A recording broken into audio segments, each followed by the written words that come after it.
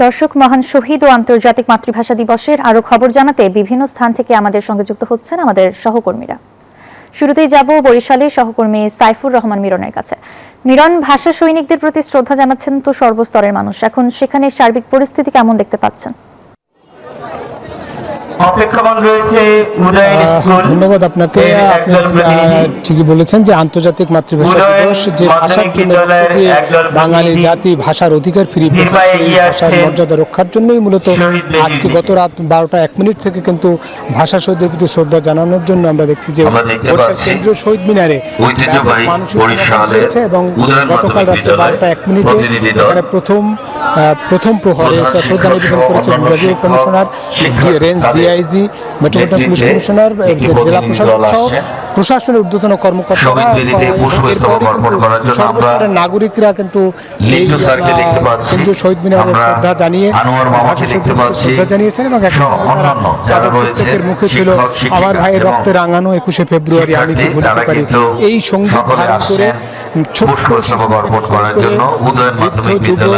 এবং পারিবারিকভাবেও ছোট ছোট সোনামণিরা এসেছেন যারা এই ভাষা শহীদদের প্রতি শ্রদ্ধা জানাবার জন্য। আমরা দেখছি এই মুহূর্তে বরিশাল কেন্দ্রীয় শহীদ মিনারে ব্যাপক মানুষের সমাগম হচ্ছে এবং তারা রেলি সহকারে অর্থাৎ শোভাযাত্রা প্রভাব ফেরি করে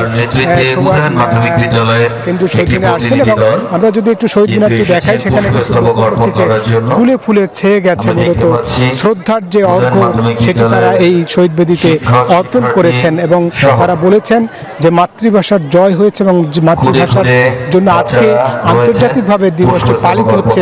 ইউনেস্কো এটিকে মাতৃভাষা দিবস হিসেবে স্বীকৃতি দিয়েছে, সে কারণে কিন্তু এর গুরুত্ব আরো বেশি বৃদ্ধি পেয়েছে। দেশে পৃথিবীর 188টি দেশে একযোগে মূলত পালিত হচ্ছে দিবস। বরিশালেও নানান আয়োজনে কিন্তু কর্মসূচিও রয়েছে।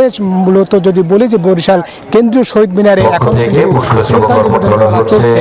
এই ছিল বরিশাল থেকে আমার কাছে সবশেষ তথ্য। একই তথ্য জানাবো সিলেটে, সেখানে আছে আমাদের সহকর্মী নাজাত।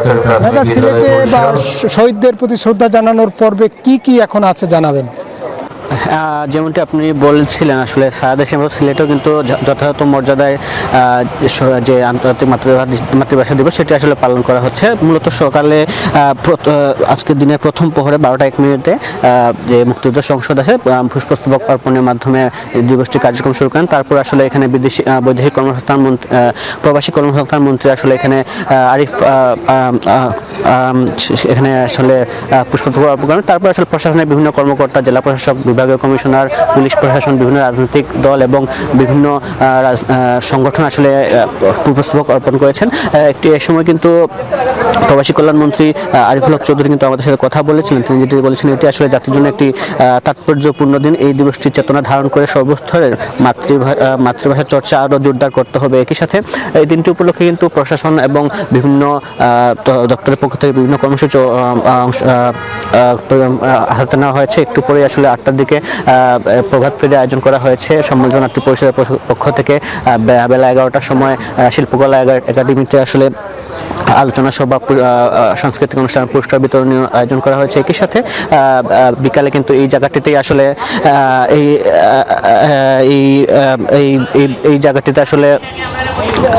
এই জায়গাটিতে আসলে চিত্রাঙ্কন প্রতিযোগিতা আয়োজন করা হয়েছে। সব মিলিয়ে বলা যায় প্রশাসনের পক্ষ থেকে কিন্তু যে আইন শৃঙ্খলা পরিস্থিতি জোরদার করা হয়েছে।